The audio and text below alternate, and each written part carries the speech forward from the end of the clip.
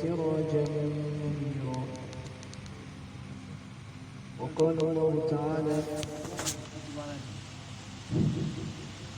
اقترب للناس حسابهم وهم في غفلة معرضون.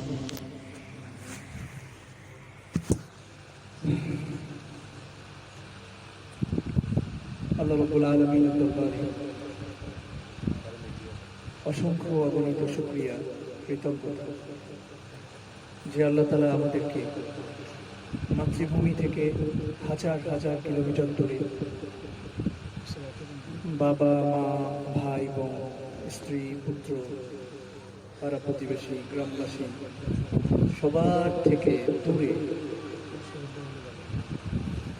একেবারে এতিমের মতো, অসহায়ের মতো পরদেশে এসে সব কিছু থেকে বিচ্ছিন্ন হয়ে, সব মায়া, মমতা, দুনিয়ার ভালোবাসা সব কিছুকে বিসর্জন করে অনেক দূরে এসে একত্রিত হয়েও তার দ্বীনের ডাকে সাড়া দেওয়া, তার কাজ করার, তার কথা বলার এবং শোনার তৌফিক দিয়েছেন। এটা অনেক অনেক বড় একটি নিয়ামত। আয়াতের মধ্যে এসছে, ওমা বিকুম মিন নি'মাতিন ফামিনাল্লাহ। ছোট বড় ক্ষুদ্র বৃহৎ যে কোনো ধরনের প্রশংসনীয় বস্তু, নিয়ামত, সেটা আল্লাহর পক্ষ থেকে। আর আমরা এটা খুব ভালোভাবেই জানি। আল্লাহ তাআলা অন্য জায়গায় বলেছেন, লা ইন শাকারতুম লা আযীদান্নাকুম, যে আমার নিয়ামতের শুকরিয়া যদি তোমরা করো তাহলে আমি তা বাড়িয়ে দেব। এজন্য আসুন হৃদয়ের গভীর থেকে একটু অনুভব করি যে এখন কত মানুষ বাড়িতে মানে গাফলাতির মধ্যে, অলসতার মধ্যে আছে, টিভি, সিনেমা এগুলো নিয়ে ব্যস্ত, কত মানুষ ফেসবুক নিয়ে ব্যস্ত, কত মানুষ তার মোবাইল অন্যান্য কার্যক্রম নিয়ে ব্যস্ত, দুনিয়াবি নানান ব্যস্ততার মধ্যে আটকে আছে। আমাদের কত বন্ধুরাও আসতে পারে নাই, আটকে আছে। কিন্তু আল্লাহ রাব্বুল আলামিন আমাদেরকে সকল প্রতিবন্ধকতা থেকে, সকল অবস্থা থেকে, মানে সকল বাধা বিপত্তি দূর করে আমাদেরকে একত্রিত করলেন দ্বীনি কথা শোনার জন্য একদম বিশেষ রহমতে। এটা একটু দিল থেকে অনুভব করে আসুন, আল্লাহর শুকরিয়া আদায় করি খুশির ছলে, আনন্দ চিত্তে আল্লাহর নেয়ামতটাকে দিল থেকে অনুভব করে শুকরিয়া আদায় করে বলি আলহামদুলিল্লাহ। আলহামদুলিল্লাহ। আজকে কয় তারিখ, কোন বার, কোন দিন, কোন সময় আমরা আলহামদুলিল্লাহ বললাম, এটা হয়তো এক সপ্তাহ পরে, 2 সপ্তাহ পরে আমরা ভুলে যাব। কিন্তু কিরামান কাতিবিন ইয়ালামুনা মা তাফআলুন, প্রশংসনীয় লেখকগণ, ফেরেশতাগণ লিখতেছেন আমাদের কথাগুলো, আমরা ভুলে যাব কিন্তু আল্লাহ রাব্বুল আলামিন আমাদের কথাগুলো লিখে রাখতেছেন। আপনার এই আলহামদুলিল্লাহটা অনন্ত কালের ফল নিয়ে আসবে। আপনার বিল্ডিং, ঘর, বাড়ি, কোটি কোটি টাকার সম্পত্তি আপনার চোখ বন্ধের সাথে সাথে কিন্তু শেষ। কিন্তু এই আলহামদুলিল্লাহ এর ফলাফলটা উপরওয়ালা যদি কবুল করেন ইনশাআল্লাহ, অনন্ত কাল, অফুরন্ত সময় পর্যন্ত এটা চলতে থাকবে ইনশাআল্লাহ। এজন্য আবার আরেকবার আল্লাহর শুকরিয়া আদায় করে বলি আলহামদুলিল্লাহ। আলহামদুলিল্লাহ। আমাদের সবচাইতে মানে স্পর্শকাতর এবং দুঃখজনক ব্যাপারটা হচ্ছে আমরা আমাদের হৃদয়ের ব্যাপারে অনেক গাফেল। আমরা আমাদের মনের পরিচর্যা নিই না। আমাদের মনটা কোন দিকে যাচ্ছে, আমার মনের কন্ডিশন, অবস্থাটা কি, আমার মনকে নিয়ে আসলে কি করণীয়, এটাকে আমরা কেউ খেয়াল করতেছি না। সারাদিন আমি খাচ্ছি না, আমার শরীর খারাপ হচ্ছে, আমি তাই খাবার খাওয়ার চেষ্টা করছি। আমার হাত মুখ ধোয়ার প্রয়োজন পড়তেছে, আমার পোশাক আশাকের প্রয়োজন পড়তেছে, আমার সকল বাহ্যিক প্রয়োজনগুলোকে নিয়ে আমি কিন্তু অনেক ব্যতিব্যস্ত। শুধু আমার না, বিশেষ করে আপনারা যারা দেশ ছেড়ে এসছেন তারা আমাদের মানে তারা গোটা পরিবারের বাহ্যিক প্রয়োজনীয়তাকে পূরণ করা নিয়ে অনেক বেশি ব্যস্ত আমরা, এবং এটা করণীয়, এটা আল্লাহ রাব্বুল আলামিন আমাদের জন্য দায়িত্ব হিসেবে দিয়েছেন। কিন্তু এর আগেরও একটা বড় দায়িত্ব ছিল যে আমি আমার মনের পরিচর্যা করি, আমার মনটাকে সঠিক রাখি। তো আমরা কিন্তু এই দায়িত্ব থেকে সরে যাচ্ছি, যার ফলশ্রুতিতে দেখা যাচ্ছে যে আমি আমার মনের মধ্যে আজে বাজে চিন্তা, আমার মনের মধ্যে অন্যরকম পরিস্থিতি তৈরি হচ্ছে, সেটা নিয়ে আমার কোনো ব্যথা নাই। কিন্তু আমার শরীরের যখনই অন্যরকম একটা পরিস্থিতি তৈরি হয়, একটু ব্যথা হয়, শরীরের মধ্যে কোনো গোটা হয়, শরীরের মধ্যে কোনো ক্ষতি হয়, আমার অনেক টেনশন হয়। কিন্তু আমার মনকে নিয়ে আমার কোনো চিন্তাই নাই। অথচ আল্লাহ রাব্বুল আলামিন কুরআনে কারীমের মধ্যে অধিকাংশ জায়গাতে আমাদের মনকে নিয়ে সম্বোধন করে কথা বলছেন, মনকে জাগ্রত করছেন। দেখেন কি সুন্দর করে আল্লাহ তাআলা বলছেন, ইকতারাবা লিন-নাসি হিসাবুহুম, যে মানুষের হিসাবের সময় কাছে চলে আসছে। মানুষের হিসাবের সময়টা কি হয়ে গেছে ভাই? কাছে চলে আসছে। মানে আদম আলাইহিসসালামের সময় থেকে কিয়ামতের যে দূরত্ব তার ছিল, মুসা আলাইহিসসালামের সময় আরো কাছে চলে আসছে, ঈসা আলাইহিসসালামের সময় আরো কাছে চলে আসছে, জনাব মুহাম্মাদুর রাসূলুল্লাহ সাল্লাল্লাহু আলাইহি ওয়াসাল্লামের সময় আরো কাছে, এখন আরো কাছে চলে আসছে, মানে হিসাবের সময়টা একদম কাছে চলে আসছে। অথচ আমাদের অবস্থাটা কি? ওয়াহুম ফি গাফলাতিন। অথচ মানুষ হচ্ছে গাফেল, মানুষ হচ্ছে অন্যমনস্ক, তার কাছে চিন্তাতেই নাই যে এমন একটা সময় আমার আসতেছে যে সময়ের মধ্যে ফাইদা নুফিখা ফিস সূরি ফালা আনসাবা বাইনাহুম, যখন সিংহায় ফুৎকার দেওয়া হবে তখন আর কোনো বংশের পরিচয় থাকবে না। বাবা, সন্তান, মা, স্ত্রী, পুত্র, যাদের জন্য আমরা এই যে শত শত হাজার হাজার কিলোমিটার ছেড়ে দিয়ে সব কিছুকে ত্যাগ করে, সমস্ত দুঃখ, কষ্ট, আনন্দ, মায়া, মমতা সব কিছুকে বিসর্জন করে দিয়ে যাদের জন্য আজকে আমরা এখানে পড়ে আছি, মাথা ব্যথা হলে, শরীর খারাপ হলে দেখার কেউ নাই, পেটে খাবার আছে কিনা, পকেটে টাকা আছে কিনা, পোশাকটা ইস্ত্রি করা আছে কিনা, কোনো কিচ্ছু নিয়ে দেখার কেউ নাই, এত কঠিন পরিস্থিতিতে আমরা যাদের জন্য পড়ে আছি, আল্লাহ তাআলা তাদের ব্যাপারে বলতেছেন ফাইদা নুফিখা ফিস সূর, যখনই সিংহায় ফুৎকার দেওয়া হবে ফালা আনসাবা বাইনাহুম, তখন আর কোনো বংশের পরিচয়ই থাকবে না, বংশই থাকবে না। মানে বংশের যে ধারাবাহিকতা, বাবা, সন্তান, স্ত্রী, পুত্র, এই যে একটা ধারাবাহিকতা, আমাদের একটা বংশের সাইকেলিং আছে, সন্তান, সন্তানের পরে বাবা, বাবার পরে দাদা, এই যে ধারাবাহিকতা বা যে কোনো কিছু, কোনো ধরনের সম্পর্ক থাকবে না। অন্য জায়গাতে আল্লাহ তাআলা বিষয়টাকে আরো ভয়াবহ রূপে বর্ণনা করতেছেন, ফাইযা জাআতিস সাখা ইয়াওমা ইয়াফিরুল মারউ মিন আখিহি। আল্লাহ অন্য আয়াতের মধ্যে, মানে একটু যদি হৃদয়ের গভীর থেকে, মানে কথাটাকে শুধু কান দিয়ে শুনছি এজন্য না, যদি মনের কাছে পৌঁছায় তাহলে মানে ব্যথা তৈরি হবে আপনার মনের মধ্যে। দেখেন আল্লাহ তাআলা খুব স্পষ্ট করে বলতেছেন ইয়াউমা ইয়াফিরুল মারউ মিন আখিহি, যেদিন ভাই ভাই থেকে পালাবে। মানে পালাবে বলতে নেকি দেওয়ার চিন্তা চেতনা, মানে আমাকে আরেকজনের সহযোগিতা করার অবস্থাই যাতে না আসে, সহযোগিতা করা তো পরের কথা, সহযোগিতা করার অবস্থাই যাতে না আসে, এই জন্য ভাই ভাই থেকে পালাবে। একজন ব্যক্তি তার ভাই থেকে কি পালায় যাবে। তাহলে আপনি যে ছোট ভাইয়ের জন্য, যে বড় ভাইয়ের জন্য পরিশ্রম করতেছেন, অথবা যে ভাই আজকে আপনার কোনো ব্যথা হলে ছুটে আসতেছে, যে ভাইয়ের জন্য আপনি অন্যায় কাজ করতেও রাজি আছেন, সেই ভাই কিন্তু কিয়ামতের দিন কি করবেন? পালাবেন। আর ভাই দিয়ে শুরু করে আল্লাহ তাআলা আরো আরো দেখেন, আল্লাহ তাআলা বর্ণনা করতেছেন কত স্পষ্ট করে, ও উম্মি, তার মাও পালাবে। যেই মা মানে মমতার দেবী, মানে ভালোবাসার যদি কোনো দৃষ্টান্ত, যদি কোনো শব্দ দ্বারা আমরা প্রয়োগ করতে চাই, তাহলে আমরা কাকে বলি? মার কথা বলি। যার পরে আমাদের দেখার কোনো ভালোবাসা নেই, আমাদের চোখে দেখা এর চেয়ে অধিক ভালোবাসা আর আছে? আর কিন্তু নাই, আমাদের চোখে দেখা। আল্লাহ রাব্বুল আলামিন আমাদেরকে অনেক অনেক অনেক অনেক অনেক অনেক অনেক ভালোবাসেন, কিন্তু সেটা আমরা চোখে দেখতে পারতেছি না। কারোর যদি দিল জিন্দা থাকে, কারোর যদি হৃদয়টা জাগ্রত থাকে, তাহলে হয়তো সে অনুভব করতে পারে। রাসূল করিম সাল্লাল্লাহু আলাইহি সাল্লাম আমাদেরকে আমাদের বাবা মা সবার থেকে অনেক কোটি কোটি গুণ বেশি ভালোবাসছেন এবং বাসতেছেন। এটা কারো যদি জিন্দা দিল থাকে, সেও হয়তো অনুভব করতে পারে। কিন্তু আমরা সচক্ষে যেটাকে দেখি, তার আলোকে সবচাইতে ভালোবাসার দৃষ্টান্ত আমরা কাকে দিয়ে দিই? মাকে দিয়ে না? নিঃস্বার্থ ভালোবাসা, যে ভালোবাসার মধ্যে বিন্দু বিন্দু মাত্র কোনো কি নাই, স্বার্থ নাই। রাত্রেবেলা আমরা ছোটবেলায়, তখন তো প্যাম্পাস ছিল না, পেশাব করে দিছি, পায়খানা করে দিছি, এক পাশ করছি, আর এক পাশ করছি, কত কষ্ট দিছি না? মানে চিন্তা করতে গেলে চোখে পানি চলে আসে। তারা আমাদের জন্য কি করছেন? নিজে না খেয়ে, নিজে না পড়ে, মানে আমাদের জন্য কত কিছু করছেন। সেই মাকে আমাদের দিন পালাবে ভাই, চিন্তা করতে পারেন? মানে যার যার ভালোবাসাটা অনন্য, যার ভালোবাসাটা সবচাইতে, মানে আমাদের চোখে দেখা সবচাইতে পাওয়ারফুল, যার ভালোবাসার কোনো মিসাল, কোনো শব্দ, কোনো ভাষা, কোনো বাক্য নাই, তাকে দিয়ে আল্লাহ তাআলা বলছেন ওয়া উম্মি, তোমার মাও পালাবে। শেষ অন্যায়, আল্লাহ তাআলা আরো বলতেছেন ওয়া আবি, তোমার বাবাও পালাবেন। যে বাবা অক্লান্ত পরিশ্রম করে রাত দিন 24 ঘন্টা পরিশ্রম করে আমাকে মানুষ করার জন্য চেষ্টা করছেন। আপনারা অনেকে বাবা হয়েছেন, সন্তানের টাকা দেয়, সন্তানের তাকিদে তার দেখা, তার চেহারাটা দেখবেন ভালো লাগবে, তার চোখের দিকে তাকাবেন ভালো লাগবে, তার হাসিটা দেখবেন মনের কাছে ভালো লাগবে, সবকিছু ত্যাগ করে দিচ্ছেন কিন্তু যাতে তার ভবিষ্যৎটা তো সুন্দর হয়, তাই না? এই বাবাও কিন্তু পালায় যাবে। অসাহিবাতি, তার স্ত্রী পালাবে, যাকে আমরা অর্ধাঙ্গিনী বলি, মানে যাকে ছাড়া আমরা অসম্পূর্ণ। এমনকি হাদিসের ভাষাতেও আমাদের ঈমানের পূর্ণতা হয় বিবাহের দ্বারা।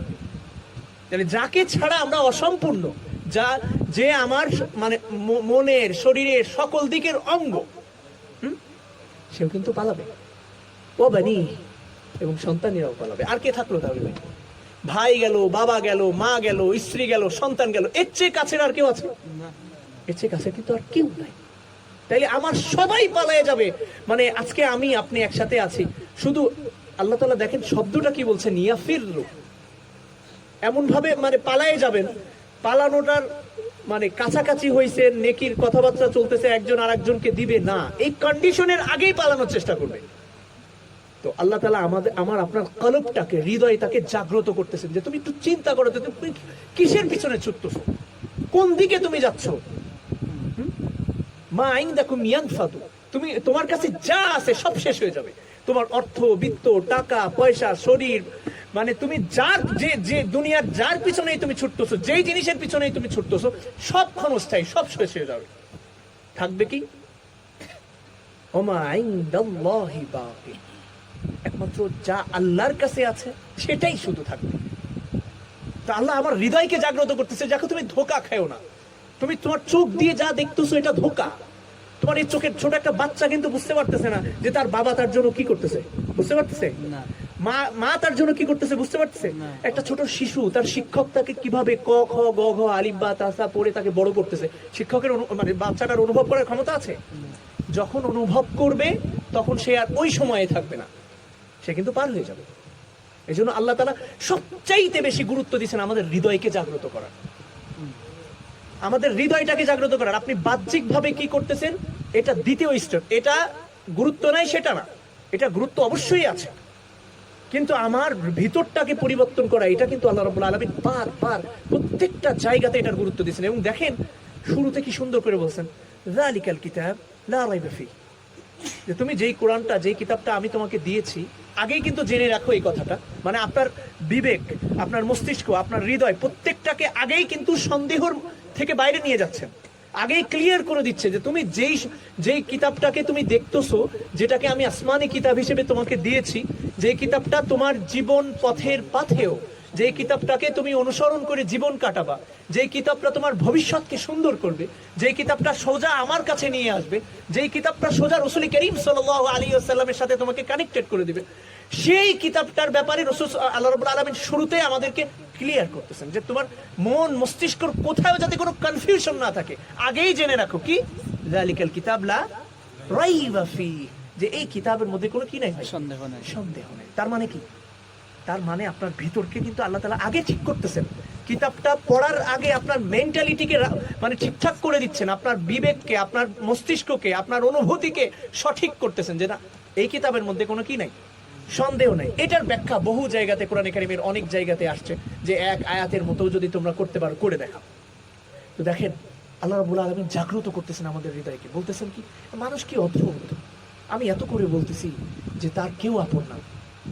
فإذا نفخ في الصور فلا أنساب بينهم يومئذ ولا يتساءلون, যখন সিংহায় ফুৎকার দেওয়া হবে তখন কোনো বংশ থাকবে না সেদিন। ওয়ালা ইয়াতাসাআলুন, কেমন আছো, ভালো আছো, খারাপ আছো, সেদিন এই কথা বলার কেউ, জিজ্ঞাসা করার কেউ থাকবে না। প্রত্যেকেই নিজেকে নিয়ে ব্যস্ত, আমার কি হবে, আমার কি হবে, আমার কি হবে। সেই দিন কি হবে ভাই? ফামান সাকুলাত মাওয়াজিনুহু, যার আমল নামাটা ভারী হবে, ফাউলাইকা হুমুল মুফলিহুন, সেই সফল। আজকের দিনের যদি আমি আমার হিসাব নিই, মানে কি করে বুঝাবো ভাই, কি করে বলবো, মানে হৃদয়টা ছিঁড়ে যাচ্ছে ভাই। আজকের দিনের যদি আমি হিসাব নিই, দেখা যাবে যে আমার আজকের পরীক্ষাতে আমি ফেল, আমার আমলনামার মধ্যে গুনাহ বেশি, আমার আমলনামার মধ্যে নেকি কম। আমি নিজের অজান্তে গীবত করতেছি, আমি নিজের অজান্তে অন্য কথা বলতেছি, আমি নিজের অজান্তে মানে গুনাহ করে ফেলতেছি, আমি নিজের অজান্তে জাহান্নামের দরজা খুলে ফেলতেছি, কিন্তু আমার কোনো হিসাব নাই, আমার কোনো খেয়াল নাই। আল্লাহ রাব্বুল আলামিন রুল বলে দিচ্ছেন, ফামান সাকুলাত মাওয়াজিন, যার আমলনামা ভারী হবে, ফাউলাইকা হুমুল মুফলিহুন, ওই দিন কোনো সম্পর্ক কাজে আসবে না, কাজে আসবে কে? ওই আমলনামা ভারী হওয়াটা। যদি ভারী হয় তাহলে এই ব্যক্তিটা কি ভাই? মুফলিহ, সফল, সে সাকসেস। কোটি কোটি বাড়ি, গাড়ি, টাকা পয়সা, অর্থ, বিত্ত, সুঠাম দেহ, বডি বিল্ডিং, হক ইত্যাদি যা কিছু আছে না ভাই, এর মধ্যে কোনো কি সফলতা নাই। মান যুহসিহা আনিন নার, যাকে জাহান্নাম থেকে দূরে সরানো হয়েছে, ওয়া উদখিলাল জান্নাহ, এবং জান্নাতে প্রবেশ করানো হয়েছে, ফাকাত ফাজ, সে কি হলো? সে সফল ভাই। এই জন্য একটু আসুন আমার বিবেকটাকে একটু যত্ন করি। হাদিসের মধ্যে আসছে আল কাইয়িসু মান দানা নাফসা, যে প্রকৃতপক্ষে মেধাবী, বুদ্ধিমান, সচেতন, চালাক, যোগ্য কে? মান দানা নাফসাহু, যে তার নফসের হিসাব নেই। আমার নফস কি চিন্তা করতেছে, আমার মাথার মধ্যে কি ঢুকতেছে, আমার কল্পটা কতটা ক্লিয়ার, আমার মনটা কতটা স্বচ্ছ, আমার মনটা কতটা মানুষের কল্যাণ চায়, আমার মনটা কতটা আল্লাহকে নিয়ে ভাবে, এটার যে হিসেব করতেছে। ওয়া আমিলা,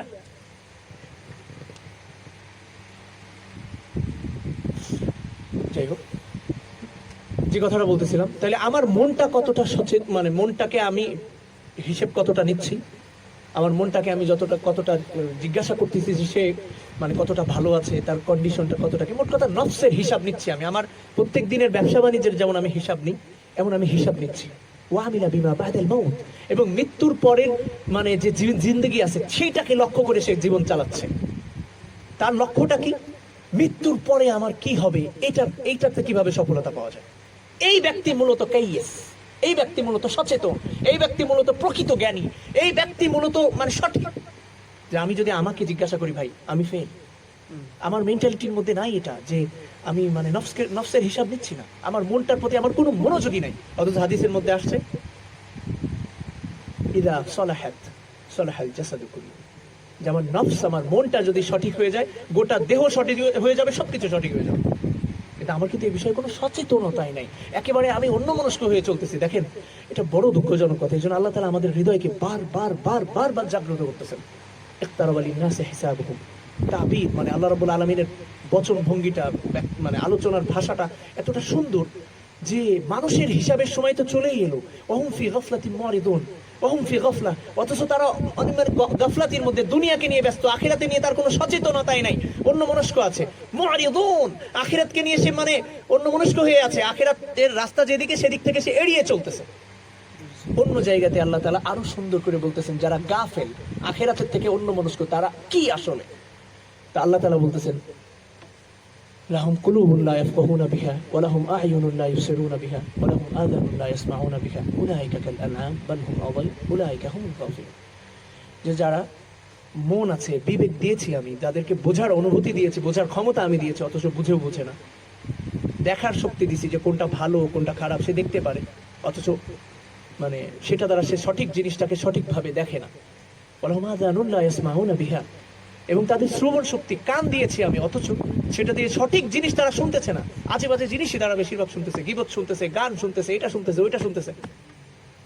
উলাইকা কাল আনআম, এরা কুকুর, শুকুর, চার পা বিশিষ্ট প্রাণীর মতো, চতুষ্পদ জন্তুর মতো।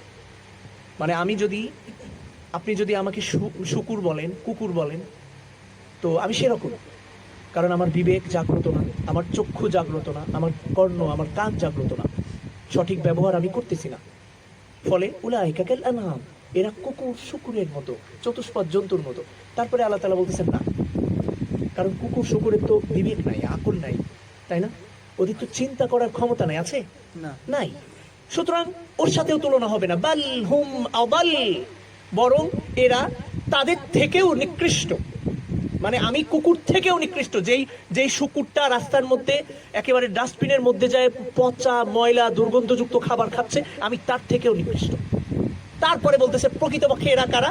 উলাইকা হুমুল গাফিলুন, এরা হচ্ছে প্রকৃতপক্ষে যারা গাফেল, যাদের হৃদয় নিয়ে কোনো চিন্তা নাই, যাদের আখিরাতকে নিয়ে কোনো চিন্তা নাই, যাদের দৃষ্টির মধ্যে আল্লাহ রাব্বুল আলামিনের নাই, যাদের দৃষ্টির মধ্যে আল্লাহ তাআলার কোনো মানে চিন্তা চেতনা নাই।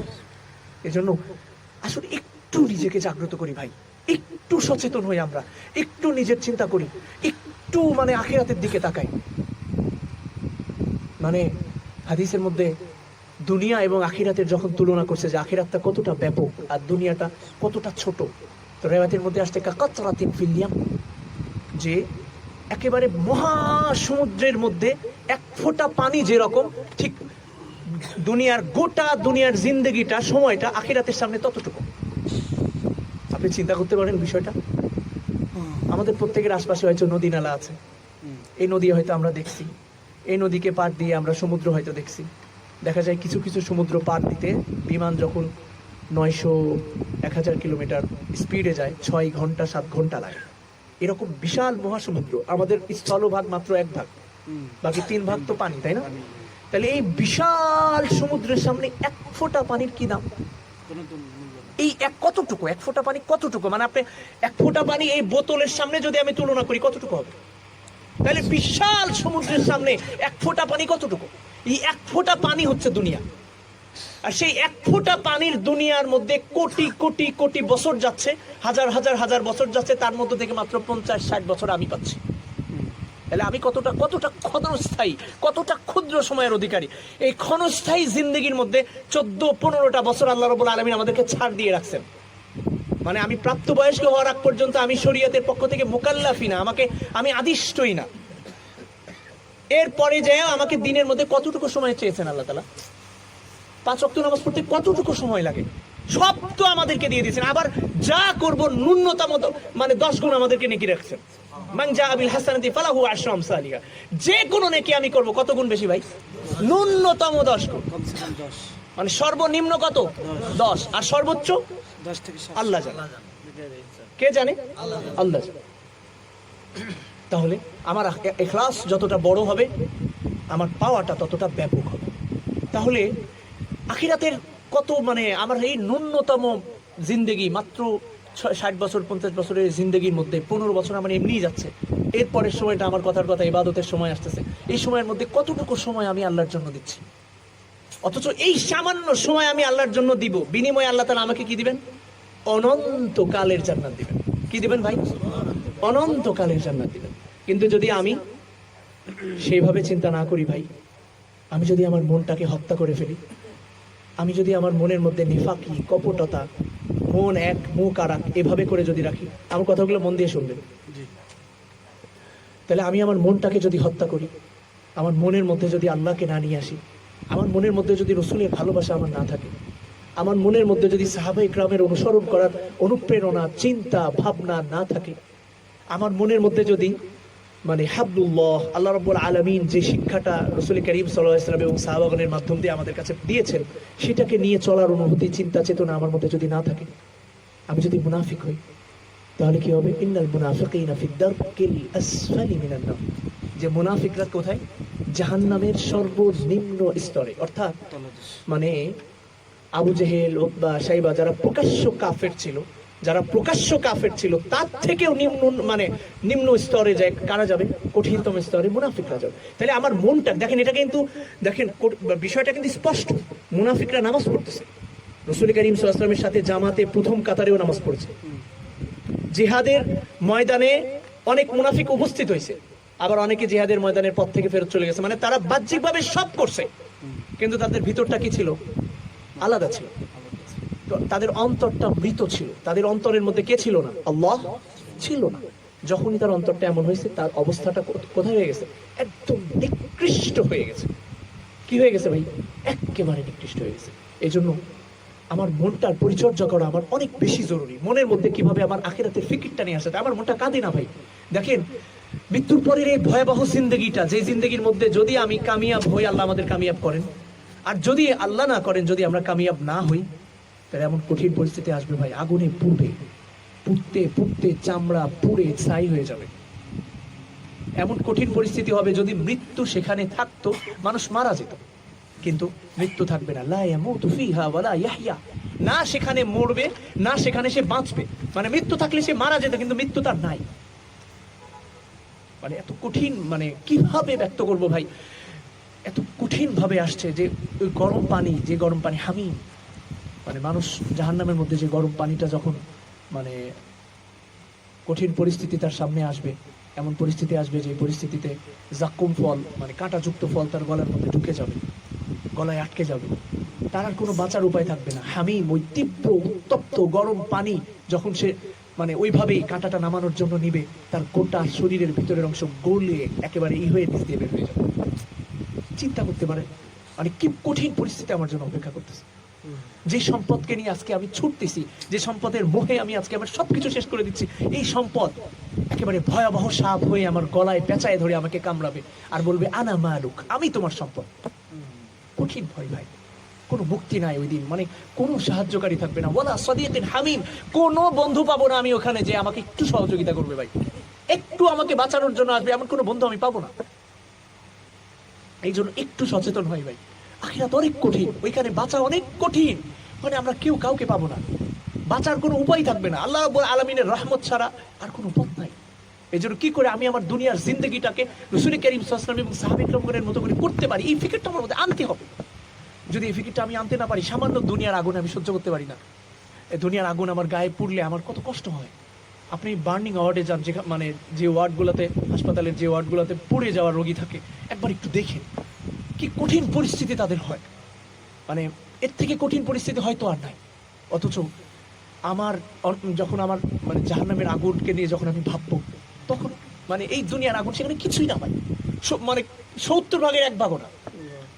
তাহলে সেইখান থেকে আমার বাঁচার জন্য কেমনি আমার চেষ্টা করতে হবে, এটা আমার আপনার ব্যাপার। আল্লাহ তাআলা রাস্তা বলে দিয়েছেন, সত্য কথা বলো, কাউকে ধোঁকা দিও না, কারো সম্পদ তুমি হরণ করো না, গীবত করো না, ব্যবসায়ী তুমি মিথ্যা কথা বলো না, কারোর ক্ষতি করে চলো না, নামাজ কালাম পড়ো, রাসূল করিম সাল্লাল্লাহু আলাইহি ওয়াসাল্লামের সুন্নাতের অনুসরণ করো, তুমি কামিয়াব।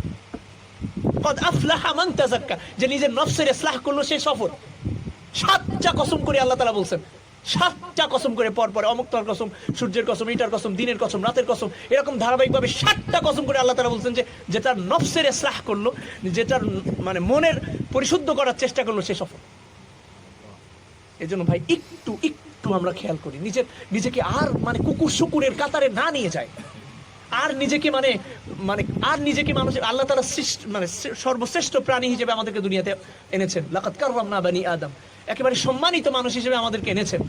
এই সম্মানটাকে আমরা বজায় রাখি। আল্লাহ তাআলা কি সুন্দর করে আমাদেরকে তার খলিফা বলেছেন, মানে মায়া নিয়ে, দয়া নিয়ে, ভালোবাসা নিয়ে আল্লাহ তাআলা আমাদেরকে তার খলিফা, তার স্থলাভিষিক্ত, তার আদেশ নিষেধ, আদেশ পালন করব, নিষেধ থেকে বিরত থাকবো, রাখবো, এই খলিফা আল্লাহ তাআলা আমাদেরকে বানাইছেন, একেবারে কত আদর করছেন, কত মায়া নিয়ে আমাদেরকে এত সম্মান দিচ্ছেন। এই সম্মানটা আমরা নষ্ট না করি ভাই।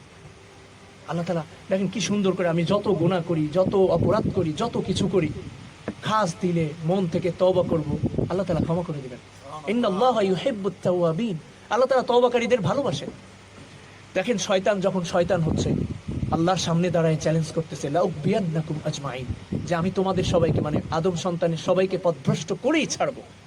তখন আল্লাহ তাআলা সুন্দর করে একটা কথা বলছেন, ইল্লা ইবাদাল্লাহিল মুখলাসিন, হ্যাঁ তুমি হয়তো করে দিবা, কিন্তু আমার মুখলিস বান্দা, যার মধ্যে আমি আছি, যার হৃদয়ের মধ্যে আমি ছাড়া অন্য কিছু নাই, যার হৃদয়টা আমাকে ডাকে, যার হৃদয়টা আমাকে নিয়ে ব্যস্ত, যার হৃদয়টা শুধু আমার চিন্তা করে, এই মুখলিস বান্দার তুমি কিচ্ছু করতে পারবা না। তাহলে শয়তান 10 বছর, 15 বছর, 20 বছর, 30 বছর, 40 বছর, 50 বছর, 60 বছর মৃত্যুর মানে অবস্থা আসার আগ পর্যন্ত আপনার পিছনে পরিশ্রম করে আপনাকে গুনাহ করতে করতে করতে করতে গুনাহের একেবারে সমুদ্র সৃষ্টি করায় দিবে। কিন্তু ওই শেষ মুহূর্তের আগেও যদি আপনি আল্লাহর কাছে তওবা করেন, মন থেকে যদি আল্লাহর কাছে ক্ষমা চান, আল্লাহকে বলেন, আল্লাহ আমি তো গুনাহ করছি, করে ফেলছি, তুমি তো বান্দা, তুমি তো স্রষ্টা, তুমি যদি মাফ না করো আমার কে মাফ করবে, তুমি ছাড়া তো আমার আর বাঁচার কোনো পথ নাই, তুমি আমারে মাফ করো। যদি হৃদয়ের গভীর থেকে মনটাকে উজ্জীবিত করে আল্লাহর কাছে যদি আমি ক্ষমা চাইতে পারি, আর আল্লাহ যদি কবুল করেন, আমার এই 70 বছরের গুনাহ আল্লাহ মাফ করে দিবেন। সুবহানাল্লাহ। শয়তানের 70 বছরের পরিশ্রম বেকার, শেষ। এত সুযোগ আমার থাকার পরেও আমি যদি আল্লাহর সন্তুষ্টি নিয়ে দুনিয়া থেকে না যাইতে পারি, এর থেকে দুর্ভাগ্য হওয়া, এর থেকে খারাপ, মানে এর থেকে খারাপ নসিব আর হইতে পারে না। মানে কিভাবে বলবো ভাই? এই জন্য আসুন নিজেরা একটু নিজের মনটাকে নিয়ে চিন্তা করি, একটু গবেষণা করি, নিজেকে না ছেড়ে ফেলি, নিজেকে মানে না ছুটায় ফেলি, নিজের প্রতি উদাসীন না হই। আল্লাহ তাআলা সুন্দর করে বলছেন, পরিবার পরিজন সবকিছুকে আমরা দেখবো, কিন্তু সবচেয়ে আগে কি ভাই? আনফুসাকুম, আগে তুমি নিজেকে বাঁচাও, তারপরে ওয়া আহলিকুম, তোমার পরিবারকে তারপরে বাঁচাও। কিসের থেকে? দারিদ্রতা থেকে, অভাব অনটন থেকে, দুনিয়ার কষ্ট থেকে। সেটা তুমি করো বা না করো সেটা তোমার ব্যাপার, কিন্তু ওইটা তুমি করলেও 60 বছর 70 বছর, না করলেও 60 বছর 70 বছর, অনন্তকাল। কিন্তু অনন্তকালের কষ্ট থেকে মিনার না, জাহান্নাম থেকে তুমি তাদেরকে বাঁচানোর চেষ্টা করো। এই জন্য আসুন ভাই, এই দলাদলি, অমুকের এই আলোচনা, তমুকের এই আলোচনা, ফেসবুক, ইউটিউব, অমুক আলেম এটা বলছেন, তমুক আলেম এটা বলছেন, এটা নিয়ে গবেষণা করে আমার আপনার কোনো লাভ নাই ভাই, কোনো লাভ নাই, কোনো লাভ নাই। আমার আপনার লা তাজিরু ওয়াজিরাতুন বিজরা উখরা, একজনের কষ্ট, একজনের গুনাহ, একজনের খারাপ আর একজন নিবে না। আমার কবরে কে যাবে? আমিই যাব। আমার হিসাব কাকে দিতে হবে? আমাকেই দিতে হবে। আমাকে নিয়ে ব্যস্ত, নিজেকে নিয়ে ব্যস্ত থাকি, নিজের আখিরাত নিয়ে ব্যস্ত থাকি ভাই। অমুক আলেম কি বললো, অমুক মাযহাবের লোকেরা কি বললো, সালাফি কি বললো, অমুকে কি বললো, তমুকে কি বললো, না ভাই, নিজেরটা নিয়ে ব্যস্ত থাকি। যেমন আমি খাবারটা অমুকে কি খেলো, তমুকে কি খেলো, এটার আগে আমি আমার সুস্থতা নিয়ে ব্যস্ত, তাই না? আমার সুস্থতা নিয়ে আমি ব্যস্ত না। অমুকের পকেটে কত টাকা আছে, তমুকের পকেটে কত টাকা আছে, এটা তো আমার কাছে ইম্পর্টেন্ট না। আমার কাছে কয় টাকা আছে, আমি আমার পরিবারের জন্য কতটুকু করতে পারছি, এটা ইম্পর্টেন্ট, তাই না? তো অনুরূপ ভাবে আমার আখিরাতটার কি হচ্ছে, আজকের দিনের আমার উপার্জনটা কি, আজকের দিনের আমি মারা গেলে আমার কি হবে, আজকের দিনে আমি কতটুকু আমল করতে পারলাম, আমার কবরে তো কেউ যাবে না, ওই অন্ধকার কবরে আমার তো সাহায্যকারী কেউ নাই, তাহলে আমার কি হবে, এই চিন্তা করার দায়িত্বটাও কার? আমার। আল্লাহ তাআলা দুনিয়ার ক্ষেত্রে আমিত্বকে মিটাইতে বলছেন, মানে দুনিয়ার ক্ষেত্রে আরেকজনের ভালো করার চেষ্টা করা সব সময়, কিন্তু আখিরাতের ক্ষেত্রে আগে নিজেকে বাঁচানোর চেষ্টা করা। আমার কথাগুলো বুঝতে পারতেছেন ভাই? এই জন্য আসুন আমরা সব বিভক্তি ভুলে যাই, সব মানে পারস্পরিক হিংসা বিদ্বেষ ভুলে যাই, একাত্ম হই, এক হৃদয়ের অধিকারী হই। দেখেন আল্লাহ তাআলা তো সব দিকে আছেন, সব দিকে আছেন না? তাহলে আমরা কেবলামুখী হয়ে কেন নামাজ পড়ি? কেবলার দিকে কেন মুখ করতে বলছেন আল্লাহ তাআলা? একসাথে এক সারিতে সোজা হয়ে দাঁড়ায় কেন কেবলার দিকে বলছেন? সব দিকেই তো তিনি ছিলেন, কিন্তু আল্লাহ তাআলা এটা এই জন্য করছেন যাতে আমাদের মধ্যে ইত্তেহাদ থাকে, আমরা যাতে ঐক্যের সাথে থাকি। একজন পূর্ব দিকে, একজন পশ্চিম দিকে, একজন উত্তর দিকে, একজন দক্ষিণ দিকে, এইভাবে যদি আমরা একসাথে নামাজ পড়তাম অসুন্দর দেখা যেত না? ইত্তেহাদ থাকতো না, কিন্তু ঐক্য থাকতো। আল্লাহ তাআলা প্রত্যেকটা জায়গাতে, হাদিসের মধ্যে আসছে জাসাদুন ওয়াহিদা, মানে মুসলমানরা হচ্ছে এক শরীরের মতো। তা আমরা আসুন হিংসা বিদ্বেষ সবকিছু বাদ দিয়ে লা তাজাসসু, আরেকজনের দোষ তালাশ করো না, দরকার নেই। আরেকজনের দোষ তালাশ করো না। আরেকজন মানুষের কোটি কোটি কোটি কোটি দোষ থাকুক, তুমি তার মধ্যে থেকে একটা গুণ খুঁজে বের করো, কারণ হইতে পারে ওই একটা গুণের ওসিলে আল্লাহ তাআলা তাকে মাফ করে দিবেন। হইতে পারে না? এটা জান্নাত দেওয়ার মালিক কে? মাফ করার মালিক কে? তিনি করতে পারেন না? তাহলে কিসের আমলে আপনার এত অহংকার কোথায়, আমার এত অহংকার কোথায় আছে? নাই ভাই। এই জন্য আরেকজনের দোষে ভরা থাকুক, তার হাজার কোটি দোষের মধ্যে থেকে ঈমান আছে যথেষ্ট। ঈমান নাই, হইতে পারে আল্লাহ তাআলা তাকে ঈমান দিবে। সবসময় নিজেকে ছোট ভাবা, সবসময় নিজেকে কি ভাবা ভাই? আর নিজের কোটি কোটি আমল থাকুক, তাহাজ্জুদ করি, দোয়া করি, ওজিফা করি, তাসবিহ করি, না, যদি আমার কত গুনাহ আছে, প্রকাশ্যে অপ্রকাশ্যে, জানা অজানা, কত আমার গুনাহ আছে, আল্লাহ যদি ধরেন, আল্লাহ তাআলা যদি হিসাব নেন, আমি পার পাবো? আমি কিন্তু পার পাবো না। আল ঈমানু বাইনাল খাউফি ওয়ার রাজা, ঈমান এটাই যে আমার মধ্যে ভয় থাকবে যে আমি যা গুনাহ করছি আমি কি মাফ পাবো, আবার আমার মধ্যে আশা থাকবে যে আমার গুনাহের থেকে আমার আল্লাহর রহমত তো কি অনেক বড়, ইনশাআল্লাহ তিনি মাফ করবেন। এই জন্য ভাই এই চিন্তাগুলো যদি আমার আপনার মধ্যে না থাকে, বড়ই দুঃখের বিষয়। আমি শেষ হয়ে যাচ্ছি ভাই। আজকে আমরা মানে পারস্পরিক বিদ্বেষ, হিন্দু বৌদ্ধ খ্রিস্টানরা আমাদের যতটা ক্ষতি করতেছে তার থেকে বেশি আমরা নিজেরা নিজেদের ক্ষতি করতেছি ভাই। একজন আরেকজনের ভালো কাজের দিকে ডাকতেছে, দাওয়াত দিচ্ছে, আমি যদি দাওয়াত দিতে পারি দিলাম, আমি যদি না দিতে পারি আমি বাধা দিলাম না, কমসে কম আরেকজন নামাজে তো আসলো। হ্যাঁ, আল্লাহ তাআলা কি বলছেন? ওয়ামান আহসানু কাওলাম মিম্মান দাআ ইলাল্লাহ। আল্লাহর ভাষা এটা যে ওই ব্যক্তির থেকে আর কার কথা উত্তম হতে পারে যে মানুষকে আল্লাহর দিকে ডাকে। কথাটা বুঝতে পারছেন? আপনি দুনিয়ার ফজিলাতের দিকে ডাকতেছেন, ব্যবসার দিকে ডাকতেছেন, চাকরির দিকে ডাকতেছেন, এই দিকে ডাকতেছেন, ওই দিকে ডাকতেছেন। আমরা দুনিয়াতে যত কথা বলতেছি সকল কথার মধ্যে সবচেয়ে শ্রেষ্ঠ কথা কোনটা? যে বান্দাকে আল্লাহর সাথে মিলাই দেওয়া। বান্দাকে কার সাথে মিলাই দেওয়া? সৃষ্টিকে কার সাথে মিলাই দেওয়া? স্রষ্টার সাথে মিলাই দেওয়া। এর থেকে উত্তম কাজ আর কি হইতে পারে? আর নাই ভাই। এই জন্য আল্লাহ তাআলা আরো সুন্দর করে বলতেছেন, রাসূল করিম সাল্লাল্লাহু আলাইহি ওয়াসাল্লামকে বলছেন, দেখেন আপনি মানবেন কি না মানবেন, আমি মানবো কি না মানবো, এটা আমার আপনার ব্যক্তিগত ব্যাপার। আপনার বিবেক দিয়েছেন আল্লাহ তাআলা, সঠিক তথ্য দিয়েছেন আল্লাহ তাআলা, এই কিতাবের মধ্যে কোনো সন্দেহ নাই সেই কথাও জানাই দিয়েছেন। এখন আমি আপনি কতটুকু মানবো কি না মানবো এটা কার ব্যাপার? আমার ব্যাপার। এই জন্য আল্লাহ তাআলা আয়াতে স্পষ্ট করে বলছেন, কুল, হে নবী আপনি ঘোষণা করুন, হাযিহি সাবিলি, যে এটা আমার পথ। কোনটা? আদউ ইলাল্লাহ, যে আমি মানুষকে আল্লাহর দিকে ডাকি। এটা আমার কথা না, কার কথা? সূরা ইউসুফের মধ্যে আসছে, একদম শেষ পৃষ্ঠাতে, আপনারা চাইলে দেখে নিতে পারেন।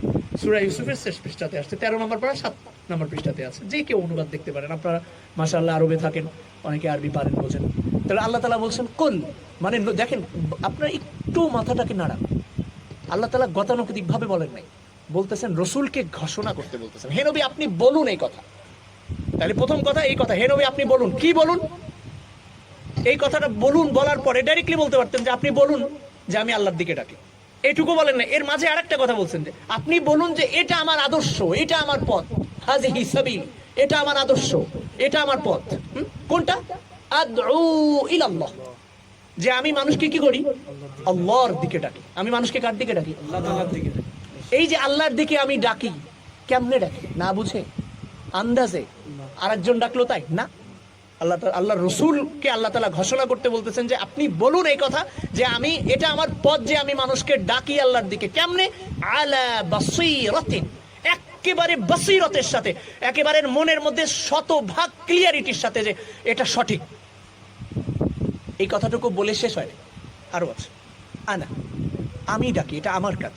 আর ওয়ামান ইত্তাবানি, আর যে আমাকে ফলো করে, যে আমার অনুসরণ করে, যে আমাকে বলে, আমাকে যে নবী হিসেবে স্বীকার করে, যে আমাকে অনুসরণ করে, যার ফলোয়ার কোনো নায়ক না, কোনো গায়ক না, কোনো আফ্রিকান, কোনো ইউরোপিয়ান, কোনো আমেরিকান না, যার যে ফলো করে কাকে? রাসূল করিম সাল্লাল্লাহু আলাইহি ওয়াসাল্লামকে। যে এই মানে মহানবী হযরত মুহাম্মদ সাল্লাল্লাহু আলাইহি ওয়াসাল্লামকে ফলো করে। আপনারা অন্য মনস্ক হবেন না দয়া করে। আচ্ছা, তো যে কথাটা বলছিলাম, তাইলে আল্লাহ রাব্বুল আলামিন রাসূল করিম সাল্লাল্লাহু আলাইহি ওয়াসাল্লামকে ঘোষণা করতে বললেন এই কথাটা যে এটাই আমার পথ, যে আমি মানুষকে আল্লাহর দিকে ডাকি বুঝে শুনে। আমি একা ডাকি না। আনা ওয়া মান ইত্তাবাআনি, আমাই এবং আমাকে যারা অনুসরণ করে তারা। এবার আপনি একটু নিজেকে, কে আপনাকে কি বললো না বললো এটা বাদ দেন, একটু নিজেকে জিজ্ঞাসা করেন না। আমিও নিজেকে জিজ্ঞাসা করি যে আমি কি মানুষকে আল্লাহর দিকে ডাকি? আমি কি মানুষকে আল্লাহর দিকে ডাকি? আমি কি মানুষকে আল্লাহর দিকে ডাকি? এই কথাটা আপনি একটু জিজ্ঞাসা করেন। একটা দেখেন, আমরা একজন যদি ঘটনাক্রমে একদিন মাঠে যায়, আমরা এই কথা কিন্তু বলবো না যে ওই লোকটা মাঠে যায়, আমরা বলবো যে সে একদিন মাঠে গেছিল। কিন্তু একজন যদি কন্টিনিউ যায় তখন আমরা কি বলি? যে এই লোকটা মাঠে যায়, তাই না? একজন যদি একদিন অফিসে যায়, একদিন যদি ফ্যাক্টরিতে যায়, আমরা বলবো যে ওই লোকটা একদিন ফ্যাক্টরিতে গেছিল। কিন্তু সেই লোকটা যদি কন্টিনিউ ফ্যাক্টরিতে যায় তখন আমি কি বলবো? হ্যাঁ, ওই লোকটা কাজে যায়, ওই লোকটা ফ্যাক্টরিতে কি যায়। অনুরূপভাবে আল্লাহ রাব্বুল আলামিন এইখানে খুব সুন্দর করে বলতেছেন যে আদর, এটা আমার পথ। রাসূলকে বলতে বলতেছেন যে আপনি বলুন বুঝে শুনে আমি এই কাজটা করি, যে মানুষকে আমি আল্লাহর দিকে ডাকি এবং আমাকে যারা অনুসরণ করে তারাও আল্লাহর দিকে কি ডাকে। ব্যাস, এবার আপনি নিজেকে একটু জিজ্ঞাসা করেন যে আমি সব দিন আল্লাহর দিকে মানুষকে ডাকছি কিনা। জানেন, আর একটু সূক্ষ্মতার সাথে যদি আমি চিন্তা করি, আল্লাহ তাআলা কোরআনে কারীমের মধ্যে রাসূল করিম সাল্লাল্লাহু আলাইহি ওয়াসাল্লামের পরিচয় দিয়েছেন দুই ভাবে। কয় ভাবে? একটা হচ্ছে তার ব্যক্তিগত জাতি জিন্দেগি, তার ব্যক্তিত্বের অবস্থাটাকে স্পষ্ট করছে খুব সুন্দর শব্দে, এক শব্দে কোটি কোটি কোটি কোটি বই, কিতাব, বাক্য একসাথে করে দিয়েছেন যে ইন্নাকা লাআলা খুলুকিন আযীম। রাসূল করিম সাল্লাল্লাহু আলাইহি ওয়াসাল্লামের ব্যাপারে বলছেন যে নিশ্চিত রূপে আপনি মহা চরিত্রের অধিকারী, মানে মহা উত্তম চরিত্রের অধিকারী। মানে যেই দিকে চরিত্র কিন্তু শুধুমাত্র মানে চরিত্র সকল দিকে মানে মিলে একটা প্রশংসনীয় দিক হওয়া, সকল দিক মিলে মহা চরিত্রের অধিকারী, এটা রাসূল করিম সাল্লাল্লাহু আলাইহি ওয়াসাল্লামের ব্যাপারে কে বলছেন? আল্লাহ তাআলা বলছেন। তার ব্যক্তিগত পরিচয় দিয়েছেন যে তার ব্যক্তিত্বটা এরকম, তিনি সকল দিক থেকে প্রশংসনীয়, তিনি সকল দিক থেকে প্রশংসনীয়। আর তার কর্মগত পরিচয় কি দিয়েছেন জানেন? ওয়াদাইয়ান ইলাল্লাহি বিইজনিহি, যে রাসূল করিম সাল্লাল্লাহু আলাইহি সাল্লাম আল্লাহর ইচ্ছায় আল্লাহর দিকে ডাকেন। দাই, তার কর্মগত পরিচয় কি দিয়েছেন? দাই তিনি। বাশীরা ওয়া নাযীরা, যিনি সুসংবাদ দেন জান্নাতের এবং মানে ভয়ের কথা বলেন জাহান্নামের। এরপরের কথাটা এক শব্দে বলছেন দাইয়ান ইলাল্লাহি বিইজনিহি, যিনি কি দাই, মানুষকে আল্লাহর দিকে ডাকেন। এবং তিনি কেমন? সিরাজ মুনির, একেবারে উজ্জ্বল নক্ষত্র, উজ্জ্বল তারকা, যে তারকা দেখে সকলে পথ পায়, যে তারকা দেখে কি পায়? সকলে পথ পায়। তাহলে রাসূল করিম সাল্লাল্লাহু আলাইহি ওয়াসাল্লামের ব্যক্তি জিন্দেগি সবচাইতে সুন্দর, যে তিনি সর্বোত্তম চরিত্রের অধিকারী। আর তার কর্মগত জিন্দেগি কি? তার জিন্দেগিটাকে তিনি নিঃশেষ করছেন মানুষকে আল্লাহর দিকে ডাকতে। কথাটা বুঝতে পারছেন? এই জন্য কি করে আমি যদি প্রকৃতপক্ষে এই কথার দাবিদার হই যে আমি রাসূলের উম্মত, আমি যদি প্রকৃতপক্ষে এই কথার দাবিদার হই যে আমি রাসূল করিম সাল্লাল্লাহু আলাইহি ওয়াসাল্লামের হাত থেকে হাউজে কাউসারের যে পানি আছে ওটা পান করতে চাই, আমি যদি প্রকৃতপক্ষে এই বিষয়ের আশাবাদী হই যে রাসূল কারীম সাল্লাল্লাহু আলাইহি ওয়াসাল্লাম আমাকে শাফাআত করুক, আমি জান্নাতে যেতে চাই, আমি যদি প্রকৃতপক্ষে এই আশাবাদী হই যে আমি রসুলের কাছে থাকতে চাই, আমি যদি প্রকৃতপক্ষে এই আশাবাদী হই যে আমি রসুলকে দেখতে চাই, আমি যদি প্রকৃতপক্ষে এই আশাবাদী হই যে আমি রসুলের ভালোবাসায়, রসুলের ব্যথায় ব্যথিত হতে চাই, আমি যদি এই কথাটা মানে আশাবাদী হই যে রসুলের মহাব্বত, রসুলের অনুভূতি, রসুলের ভালোবাসা আমার ভিতরে থাকুক, রসুলের কাছে আমি থাকি, এই চিন্তাটা যদি আমার মধ্যে থাকে, তাহলে রসুলের ফলো আমাকে করতে হবে। আর রসুলের ফলোটা কোথায়? তার আমলটা কি, তার কাজটা কি? দাইয়ান ইলাল্লাহি বিইذনিহি, যে মানুষকে আল্লাহর দিকে ডাকে। এটা আরো সুন্দর করে আল্লাহ তাআলা পরিচয় দিয়েছেন, কুল ইন্নামা আনা বাশারুম মিসলুকুম, হে নবী আপনি ঘোষণা করুন যে নিশ্চিত রূপে আমি, মানে রাসূল সাল্লাল্লাহু আলাইহি ওয়াসাল্লাম বলতেছেন আমি বাশারুন মিসলুকুম, তোমাদের মতোই রক্তে মাংসে চামড়ায় গড়া একটা মানুষ। ইউহা ইলাইয়া, পার্থক্যটা কোথায়? আমার কাছে কি আসে? ওহী আসে, অর্থাৎ ওহী আছে, সেই ওহীটা আমি কি করি? মানুষকে পৌঁছায় দিই। মানুষকে সেই ওহী, আল্লাহর কথা আমাকে আল্লাহ তাআলা বলেন, আমি সেই কথাটা মানুষের কাছে পৌঁছায় মানুষকে আল্লাহর সাথে মিলাই দিই, আল্লাহর দিকে মানুষকে কি ডাকি। তো রাসূল কারীম সাল্লাল্লাহু আলাইহি ওয়াসাল্লামের কাজ এটা। আর স্বয়ং আল্লাহ রাব্বুল আলামিন নিজেও বলেছেন, ওয়াল্লাহু ইয়াদউ ইলা দারিস সালাম, আল্লাহ তাআলা নিজেও মানুষকে জান্নাতের দিকে কি ডাকেন। তো এই ডাকাটা আমার কাজ। আর ডাকার ভ্যালুটা কি? ডাকার ভ্যালুটা হচ্ছে মান আহসানু কাওলাম মিম্মান দাআ ইলাল্লাহ, যে ওই ব্যক্তির থেকে আর কার কথা উত্তম হইতে পারে যে মানুষকে আল্লাহর দিকে ডাকে এবং নিজেও আমল করে, এবং সে বলে ইন্নানি মিনাল মুসলিমিন, যে আমিও অন্য সাধারণ একজন মুসলমানের মধ্য থেকে একজন, তার মধ্যে অহংকার কাজ করে না, কিচ্ছু কাজ করে না, আমিও সাধারণ একজন। অন্য জায়গাতে আল্লাহ তাআলা একজন মানুষ হিসেবে, রাসূল কারীম সাল্লাল্লাহু আলাইহি ওয়াসাল্লামের উম্মত হিসেবে আমার করণীয়টা কি এটার বর্ণনা দিয়েছেন। কি বলেছেন? কুনতুম খায়রা উম্মাতিন উখরিজাত লিন-নাস, যে আমরা সর্বশ্রেষ্ঠ উম্মত। এইটুক শুনতে অনেক ভালো লাগে যে আমরা সর্বশ্রেষ্ঠ উম্মত। ঈসা আলাইহিস সালামের, মুসা আলাইহিস সালামের, ইব্রাহিম আলাইহিস সালামের, আদম আলাইহিস সালামের, মানে যত যুগের যত নবীগণ এসেছেন, সেই নবীগণের যত মানে উম্মত এসেছেন, সকল উম্মতের মধ্যে আমরা শ্রেষ্ঠ। আচ্ছা একটু চিন্তা করেন, শ্রেষ্ঠ কখন হয় একজন মানুষ? নিশ্চয়ই শ্রেষ্ঠ হয় নির্দিষ্ট কোনো গুণাবলী তার মধ্যে থাকার কারণে।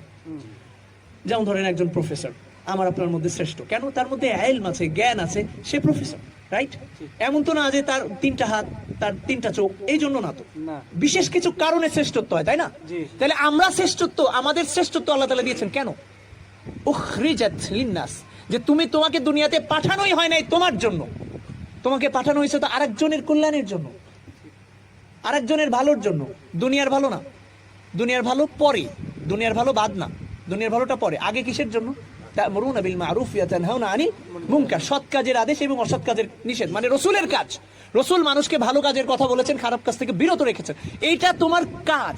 এবার আপনি একটু নিজেকে জিজ্ঞাসা করেন তো, ভাই আমার কাজ এটা, আমি কি পরিচয় দিতে পারবো যে আমি মানুষকে আল্লাহর দিকে ডাকি? না। আপনি একটু নিজেকে জিজ্ঞাসা করেন তো, যে আমি যদি আল্লাহ যদি আমাকে জিজ্ঞাসা করেন যে তোমার রাসূলের কাজ ছিল এটা, যে দাইয়ান ইলাল্লাহ, যে তিনি আল্লাহর দিকে ডাকতেন, দাই, তুমি কি দায়ী ছিলা? আমি কি উত্তর দিব? ভাই আমার কাছে কিন্তু কোনো উত্তর নেই। এই জন্য এগুলা উত্তর আমার কাছে থাকবেও না। কেন জানেন? আমরা আমাদের মনটাকে হত্যা করে ফেলতেছি। সকাল থেকে রাত পর্যন্ত আমাদের মন নিয়ে কোনো চিন্তা নাই। হ্যাঁ, আমার মনটাকে নিয়ে আমার কোনো টেনশন নেই।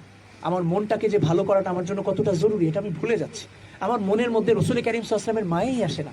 রাসূল সাল্লাল্লাহু আলাইহি ওয়াসাল্লাম এত কতটা কষ্ট করতেছেন দেখেন। উহুদের ময়দানে, উহুদের যুদ্ধের সময় মাথার মধ্যে বর্ম ঢুকে গেছে, রক্ত মানে পড়তেছেন। রাসূল কারীম সাল্লাল্লাহু আলাইহি ওয়াসাল্লাম সেই রক্তটাকে মুছে ফেলতেছেন আর বলতেছেন, আল্লাহুম্মা গফির লিকওমি ফাইন্নাহুম লা ইয়াফহামুন, হে আল্লাহ আমার গোত্রকে তুমি ক্ষমা করো, তারা তো বুঝে না। এত মায়ার নবী, এত দয়ার নবী, রাহমাতুল লিল আলামিন, তিনি এত কষ্ট করতেছেন আমাদের কাছে। মানে দেখেন 1400 বছর পার হয়ে গেছে, 1442 বছর চলতেছে যে রাসূল কারীম সাল্লাল্লাহু আলাইহি ওয়াসাল্লাম আপনার মদিনাতে গেছেন। হুসাম দুনিয়া থেকে গেছেন 1432 বছর হলো, যেখানে ঈসা আলাইহিস সালাম যাওয়ার পরে মাত্র 500-600 বছরের ব্যবধানে আইয়ামুল জাহিলিয়া, সর্বনিকৃষ্ট যুগ এসেছিল। সেখানে 1400 বছর চলে গেছে, অথচ ইসলাম কোরআনে কারীম অবিকৃত আছে। ঈসা আলাইহিস সালাম যাওয়ার পরে মাত্র 500-600 বছর অতিক্রম হয়েছিল, অথচ সবচেয়ে বর্বর, অশিক্ষিত, নিকৃষ্টতম যুগ পৃথিবী দেখেছে। এমন যুগ দেখেছে যে যুগে মানে একেবারে ফুলের মতো নিষ্পাপ, ফুলের মতো মায়াবী চেহারার অধিকারী ছোট ছোট বাচ্চাদেরকে মাটিতে পুঁতে ফেলা হয়েছে। যে সময় যার অস্ত্রে যত বেশি মানুষের হত্যা করা হয়েছে, তত বেশি তার অস্ত্রর মূল্য দেওয়া হয়েছে। নারীদের কোনো দাম ছিল না, পণ্যের মতো করা হতো। শিক্ষা, সভ্যতা, মর্যাদা, মান সকল দিক থেকে নিকৃষ্টতম জাতি ছিল। কত বছরের ব্যবধানে ভাই? মাত্র 500-600 বছরের ব্যবধানে। অথচ রসুল করিম সাল্লাল্লাহু আলাইহি ওয়াসাল্লাম 1432 বছর আগে দুনিয়া থেকে গেছেন। কত বছর আগে? 1432 বছর হয়ে গেছে। 1400 বছর হয়ে গেছে যে রসুল করিম সাল্লাল্লাহু আলাইহি ওয়াসাল্লাম দুনিয়া থেকে গেছেন। অথচ কোরআন কি আছে? অক্ষুণ্ণ আছে। একটা শব্দের মধ্যেও কোনো কি আসে নাই, পরিবর্তন আসে নাই। সহিহ হাদিস আল্লাহ তাআলা রেখেছেন। রসুল করিম সাল্লাল্লাহু আলাইহি ওয়াসাল্লামের থেকে সাহাবায়ে কেরামগণ যে আদর্শ শিখেছেন, সেই আদর্শের ধারাবাহিকতা আছে। লা তাযালু তাইফাতুন আলাল হক, কিয়ামত পর্যন্ত সব সময় এক শ্রেণীর উম্মত হকের উপরে কি থাকবে। তাহলে রাসূল সাল্লাল্লাহু আলাইহি ওয়াসাল্লাম কি পরিমাণ মেহনত করছেন, কি পরিমাণ নিজেকে মিটাইছেন, কি পরিমাণ নিজের অস্তিত্বকে বিলীন করে দিয়েছেন, যে 1400 বছর চলে গেছে, অথচ তার কথা আজকে আমরা বলতেছি। আপনি চিন্তা করতে পারেন?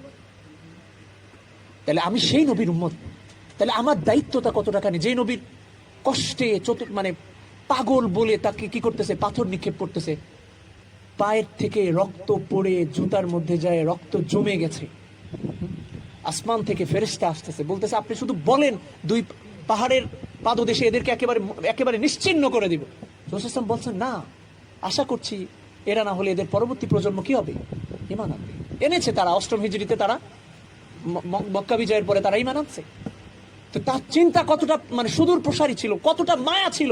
যারা তার জন্য সবচেয়ে বেশি কষ্ট দিয়েছে, রাসূল করিম সাল্লাল্লাহু আলাইহি ওয়াসাল্লাম একেবারে অকপটে বুক ফুলায়, বুক খুলে তাদেরকে মাফ করে দিয়েছে। এবং কি বলছেন? ওয়ালাউ কুনতা ফাযযান গালিযাল কলবি লানফাদ্দু মিন হাওলিক। আপনি যদি মানে রাসূল সাল্লাল্লাহু আলাইহি ওয়াসাল্লামের ব্যাপারে আল্লাহ তাআলা বলতেছেন, আপনি যদি মানে শুষ্ক মেজাজের অধিকারী হইতেন, কড়া মেজাজের অধিকারী হইতেন, বাজে মেজাজের অধিকারী হইতেন, বাজে ভাষার অধিকারী হইতেন, গালিগালাজ বা আপনার শব্দ ভাষা যদি সুন্দর না হইতো, মানে মায়া ভরা যদি না হইতো, দরদ ভরা যদি না হইতো, এবং আপনার হৃদয়টা যদি কঠোর হইতো, তারা সবাই মানে সাহাবায়ে কেরামগণ বা ওই সময় আপনার আশপাশে থাকা যারা ছিল সবাই আপনার থেকে পালায় যেত। তাহলে রাসূল সাল্লাল্লাহু আলাইহি ওয়াসাল্লামের আদর্শ, তার মধ্যে মায়া ছিল, ফিকির ছিল, দয়া ছিল। কই আমি তো তার উম্মত বলে নিজেকে খুব মানে নিজের অনেক গর্ববোধ করি, শ্রেষ্ঠতম উম্মতের একজন আমি। অথচ কই আমার মধ্যে সেই দায়িত্ববোধটা তো নাই, আমার হৃদয়টা তো কাঁদে না। রাসূল সাল্লাল্লাহু আলাইহি ওয়াসাল্লামের সময় কোনো কাফের মারা গেলে তার মধ্যে ব্যথা অনুভব হইতো, কারণ নবী সাল্লাল্লাহু আলাইহি ওয়াসাল্লাম দাইমান ফিকর, রাসূল সাল্লাল্লাহু আলাইহি ওয়াসাল্লাম সর্বদা চিন্তিত থাকতেন উম্মতকে নিয়ে। কিন্তু কই আমি তো সেই চিন্তিত না। তাইলে একটু ভাবার বিষয় আছে। আমি মনে হয় রাসূল সাল্লাল্লাহু আলাইহি ওয়াসাল্লাম থেকে দূরে আছে। কবরের কয়েকটা প্রশ্নের মধ্যে একটা প্রশ্ন কি, যে তোমার নবীকে, অর্থাৎ তুমি কাকে ফলো করে চলছো, দুনিয়াতে তুমি ফলো কাকে করছো, এই একটা কিন্তু প্রশ্ন আছে, আছে না? একটা প্রশ্ন আছে না? তাহলে তুমি কাকে ফলো করে চলতেছো, এই প্রশ্নটা যদি আজকে আমি আমাকে করি, আমি ফেল। আজকের দিনের মধ্যে আমি কতটুকু রাসূলকে ফলো করছি? আমার খাবারের মধ্যে, আমার পোশাকের মধ্যে, আমার চলাফেরার মধ্যে, আমার চিন্তা চেতনার মধ্যে, আমার অনুভূতির মধ্যে, আমার বিবেকের মধ্যে, আমার কাজের মধ্যে, আমার কর্মের মধ্যে কোন জায়গাটাতে আমি রাসূলকে ফলো করছি? কতটুকু? নাই। অথচ সাহাবায়ে কেরামগণ যাদের ব্যাপারে রাসূল করিম সাল্লাল্লাহু আলাইহি ওয়াসাল্লাম অনেক জান্নাতের সার্টিফিকেট দিয়েছেন, আল্লাহ তাআলা বলছেন রাদিয়াল্লাহু আনহুম ওয়া রাদু আন, তারাও খুশি আল্লাহর প্রতি, আল্লাহও তাদের প্রতি খুশি। ইনারা রাসূল সাল্লাল্লাহু আলাইহি ওয়াসাল্লাম যে পথ দিয়ে হাঁটছেন, যেই দিক দিয়ে গেছেন, যেদিকে তাকাইছেন, যেভাবে পান করছেন, যেভাবে খাবার খাইছেন, যেভাবে সালাম দিচ্ছেন, একেবারে হুবাহু করার চেষ্টা করছেন, হুবাহু করার চেষ্টা করছেন। কই আমার মধ্যে সেই ভালোবাসাটা তো নাই। আছে। কেমন করে? আমি কাউকে ভালোবাসলে সে যা কয় তাই শুনি। আমি কাউকে ভালোবাসলে তখন তার কথা মতে উঠতে পারি, বসতে পারি, চলতে পারি, ফিরতে পারি, সব করতে পারি। কিন্তু আমার রাসূলের জন্য আমার দিল কাঁদে না। আমার রাসূল আমার উম্মতের জন্য কত চিন্তা করছেন, কত ফিকির করছেন, এই চিন্তাটা আমার মধ্যে নাই। আমার রাসূলের কাজ ছিল দায়ী হওয়া, মানুষকে আল্লাহর দিকে ডাকা। কই সেটা আমার মধ্যে নাই। আল্লাহ আমার পরিচয় দিয়েছেন যে তোমাকে সৃষ্টি করা হয়েছে উখরিজাত লিন-নাস, মানুষের কল্যাণের জন্য। কই সেটা আমার মধ্যে নাই। কেন ভাই? যদি আমি কাজ না করি তাহলে আমার জান্নাতের আশা করাটা বোকামি।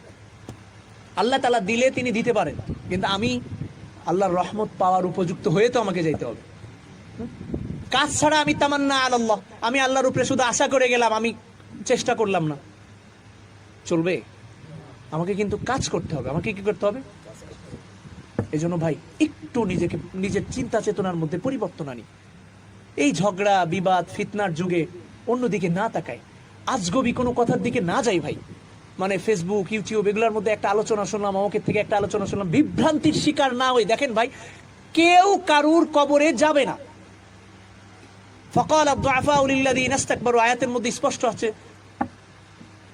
সূরা ইব্রাহিমের মধ্যে, যে মানে একেবারে যারা মানে জীর্ণ শীর্ণ দুর্বল মানুষ, এরা যাদেরকে ফলো করে চলতো দুনিয়াতে, যে প্রভাবশালী লোকগুলোকে ফলো করে চলতো, কিয়ামতের দিন এদেরকে দোষ দিবে যে ইন্না কুন্না লাকুম তাবাআন, আমরা তো তোমাদের অনুসরণ করে চলেছি। ফাহাল আনতুম মুগনুন আন্না মিন আযাবিল্লাহ, তাহলে আজকে তোমরা আজকে আমাদেরকে জাহান্নামের আগুন থেকে, আল্লাহর আযাব থেকে বাঁচাও। কেউ বাঁচাইতে পারবে? কেউ এই সময় বাঁচাইতে কি পারবে না। যদি একজন মানুষের দুই দুনিয়া সমান সম্পদ থাকতো, লাফসাদাত বি, তবুও সে সবকিছু আল্লাহর কাছে মুক্তি পাওয়ার জন্য দিয়ে দিত। কঠিন পরিস্থিতি হবে ভাই, কিয়ামতের দিনের পরিস্থিতি কঠিন হবে, কেউ কারুর কাজে লাগতে পারবে না। শয়তানের দোষ দিব আমরা, শয়তান আমাদেরকে বলবে লা তালুমুনি ওয়ালুমু আনফুসাকুম, আমাকে তোমরা তো তিরস্কার করো না, দোষ দিও না, তুমি নিজেকে দোষ দাও। কারণ আমি যেমন তোমাকে খারাপের দিকে রাখছি, তোমার কানে ভালো জিনিস আল্লাহ পৌঁছায় দিছে, তুমি মানো না, এটা কার দোষ? তোমার দোষ। তো অতএব কে কাকে দোষ দাও? তুমি নিজেকে দোষ দাও। এটা আল্লাহ তাআলা বলছেন কোরআনে কারীমের মধ্যে, শয়তানের কথা এটা। শয়তান বলবে লা তালুমুনি, আমাকে তিরস্কার করো না, লুমু আনফুসাকুম, তুমি তোমাকে তিরস্কার করো। তাহলে ঘুরে ফিরে সব দিকে যায় আটকাবে কে? আমি। আরেকজনের কথা আরেকজনের সাথে আমার কোনো যায় আসে? এই জন্য ভাই, আমার যায় আসে কখন? যদি আমি কাউকে আল্লাহর দিকে ডেকে নামাজি বানালাম, আমি দুনিয়ার থেকে চলে যাব, সে নামাজ পড়বে, আমার সন্তানকে মাদ্রাসায় দিলাম অথবা দিন শেখালাম, সে দিন অনুযায়ী চলবে, তার সন্তানকে শেখাবে। আমি মানুষকে ভালো কাজের দিকে ডাকলাম, আমার চিন্তার মধ্যে থাকলো যে গোটা পৃথিবীর মানুষ কিভাবে নামাজি হয়, দিনদার হয়। তো দেখা গেল এই চিন্তাগুলো বিশ্বকে পরিবর্তন করে দিবে। এই রাসূল কারীম সাল্লাল্লাহু আলাইহি ওয়াসাল্লাম একাতপে মেহনত করে আমাদের পর্যন্ত দিন পৌঁছাইছেন। তিনি রিজাল্ট তৈরি করছেন, ব্যক্তি তৈরি করছেন, তারা ধারাবাহিকভাবে সেই ধারাবাহিকতা বজায় রেখে চলে আসছে। এখন আমাদের কাজ আমাদের পরবর্তী প্রজন্মের কাছে সঠিকভাবে দিন পৌঁছে দাও। এজন্য আমার মধ্যে মানুষকে আল্লাহর দিকে ডাকার প্রবণতা আসতে হবে। যদি না থাকে ভাই, আপনি নিজের কাছে জেনে রেখেন এই কথাটা, আপনি অসম্পূর্ণ আছেন, আপনাকে অবশ্যই এর জন্য শ্রেষ্ঠ উম্মতের অধিকার আপনি হইতে পারবেন না। এবং আল্লাহর কাছে আল্লাহই যদি ধরেন, আপনাকে হিসাব দিতে হবে। কারণ আপনার কাজ হচ্ছে মানুষকে আল্লাহর দিকে ডাকা। আর দেখবেন এর দ্বারা নিজের ঈমান মজবুত হয়। আমি যখন আল্লাহর দিকে ডাকবো, অটোমেটিকলি আমার মধ্যে একটা চিন্তা চলে আসে যে মানে আমার শরীর আমাকে ডাকে, আমার মন আমাকে ডাকে, আরে তুই ওদেরকে ডাকতেছিস, তোকে নামাজ পড়তে হবে না? তুই ওদেরকে ডাকতেছিস, তোর মধ্যে সুন্নাত আসতে হবে না? তুই ওকে সুন্নাতের কথা বলতেছিস, তোর ওকে সুন্নাত আসতে হবে না? তাহলে এর থেকে ভালো জিনিস আর কি হইতে পারে যে আপনার শরীর অঙ্গ প্রত্যঙ্গ আপনাকে আল্লাহর দিকে ডাকতেছে? কথাটা বুঝতে পারতেছেন? মানে আপনি আর একজনকে ডাকতেছেন, এর দ্বারা আপনার শরীর আপনাকে আল্লাহ ডেকে রাখতেছে। এই জন্য ভাই, আসুন সব ঝামেলা এড়ায় চলি, সব বিভ্রান্তি ভুলে যায়, সব বিশৃঙ্খলা দূরে সরাই ফেলি, সব ফিতনার থেকে মুখ মুড়ায় নি। একেবারে এই আয়াতটাকে সবসময় সামনে রাখি যে ইকতারাবা লিন-নাসি হিসাবুহুম ওয়া হুম ফি গাফলাতিন মুরিদুন, যে মানুষ একেবারে তার হিসাব নিকাশের সময় তো চলেই এলো, অথচ সে গাফলাতের মধ্যে মানে দুনিয়ার দিকে আখিরাত বিমুখ হয়ে ঘুরে বেড়াচ্ছে। এটা আমরা না করি ভাই, মনে থাকবে ভাই ইনশাআল্লাহ। তাহলে আমার কাজ কি বলেন? নিজে মানা আর একজনকে আল্লাহর দিকে ডাকা, এটা কি আমার কাজ। আর কার কাজ? রাসূলের কাজ। কার কাজ? রাসূলের কাজ। দাইয়ান ইলাল্লাহি বিইজনি, স্বয়ং আল্লাহ রাব্বুল আলামিনের কাজ। আল্লাহু ইয়াদউ ইলা দারিস সালাম, আল্লাহ নিজেও জান্নাতের দিকে ডাকে। এজন্য এইভাবে আমি প্রত্যেকে, আমরা একজনও নামাজ ইবাদত বন্দেগী একা একা করবো না, সবাই ডেকে আনবো, মায়া নিয়ে, দয়া নিয়ে, মহাব্বত নিয়ে, ভালোবাসা নিয়ে ডাকবো। ঠিক আছে ভাই? তাহলে দেখা যাবে যে আমাদের মধ্যে একটা পরিবেশ তৈরি হয়ে যাবে অটোমেটিকলি। আমরা সবাই এখানে যেমন সুন্দর ফুলের মতো একটা পরিবেশ হয়েছে, আমরা ইনশাআল্লাহ এইভাবে জান্নাতে থাকতে পারবো ইনশাআল্লাহ। আর যদি আমরা এভাবে মানে ভুলে যাই, নিজেদের মনটাকে যদি উদাস করে ফেলি, তাহলে দেখা যাবে যে আমি অনেক বড় ক্ষতির শিকার হব।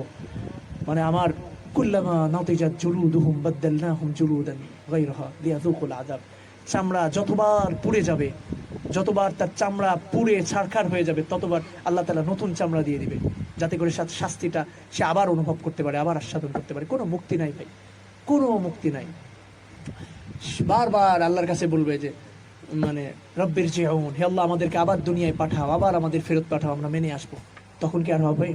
সময় হবে না ভাই, আর সময় হবে না। দেখেন না, এখন আমি একবার আল্লাহকে ডাকবো, একবার সুবহানাল্লাহ আলহামদুলিল্লাহ 1 সেকেন্ড বলবো, 1 মুহূর্ত বলবো, আমার এই 1 মুহূর্তের সময়ের দাম কত? অনন্তকালের ফল পাবো, কোটি কোটি কোটি কোটি কোটি বছর ফল পাবো। অথচ এই আমি চোখটা বন্ধ হওয়ার পরে অনন্তকাল আল্লাহকে বিশ্বাস করবো, অথচ 1 সেকেন্ডের ফল আমার হবে না। চিন্তা করতে পারেন আমার জীবনের কত দাম, আমার 1 সেকেন্ডের দামটা কত কত ব্যাপক। আমি 1 সেকেন্ডে বলবো লা ইলাহা ইল্লাল্লাহ মান শাহিদা আন লা ইলাহা ইল্লাল্লাহ মুখলিসান দাখালাল জান্নাহ। যে হৃদয়ের গভীর থেকে বিশ্বাস নিয়ে যে এই কথা সাক্ষী দেয় যে আল্লাহ ছাড়া ইবাদতের উপযুক্ত কেউ নাই, লা ইলাহা ইল্লাল্লাহ, সে জান্নাতে যাবে। 1 সেকেন্ডের এই কথাটা আমি বলবো, তাহলে আমার জন্য জান্নাত আসবে। অথচ এই আমি মৃত্যুর পরে অনন্তকালই তো এই কথার বিশ্বাস করবো যে আল্লাহ ছাড়া কেউ ইবাদতের উপযুক্ত নাই, তখন কিন্তু আমার কোনো লাভ হবে না। হবে? তাহলে আমার 1 সেকেন্ডের কত দাম ভাই। এই জন্য জিন্দিগিটাকে কাজে লাগাই। দেখেন, আপনি অসহায় হইতে পারেন, আপনি ঋণগ্রস্ত হইতে পারেন, আপনি ক্ষতিগ্রস্ত হইতে পারেন, আপনার কোনো সাহায্যকারী না থাকতে পারে, আপনার জীবনে দুনিয়ার দৃষ্টিকোণ থেকে বেঁচে থাকার কোনো রাস্তা না থাকতে পারে, কিন্তু আল্লাহ কিন্তু আপনার অনেক সম্মান দিয়ে রাখছেন। আপনার প্রতি সেকেন্ডের দাম সারা জিন্দেগি ভর কাফেররা যা করবে তার থেকে বেশি। আপনি অসুস্থ হয়ে বিছানায় পড়ে আছেন, ওই সময়ে যদি আল্লাহকে ডাকেন, নাকি কি কম হবে? কম হবে? হবে না। এই জন্য নিজের জীবনের মূল্য দিই ভাই, নিজের জীবনের মূল্য দিই। সাহাবে কেরামগণের ব্যাপারে তাবেঈনগণ বলছেন যে তাদের কাছে দিনার এবং দিরহাম, ডলার, সম্পদের মূল্য এর থেকে 1000 কোটি গুণ বেশি মূল্য ছিল কিসের? সময়ের। কিসের ছিল? সময়ের মূল্য ছিল। এই জন্য আসলে সময়টাকে নষ্ট না করি ভাই। আল্লাহকে মানে একটা ফেজা কায়েম করে ফেলি যে মানুষকে আমি আল্লাহর দিকে ডাকবো, এটা আমার কাজ, এই কাজটা আমি করব। এইভাবে আমি মানুষকে আমি চলে যাব, আমি চলে যাওয়ার পরে যাতে আমার এই যে ডাকার মাধ্যমটা, এটা যাতে পরবর্তী প্রজন্মদের মধ্যে সচল থাকে এবং একেবারে একটা আমলে সালেহ এবং আমলে জারি কন্টিনিউ চলতে থাকে, এমন একটা কাজ আমার হইল, যেটা আমি মৃত্যুর পরে আমার আমল নামে কি হইতে থাকলো? যুক্ত হইতে থাকলো।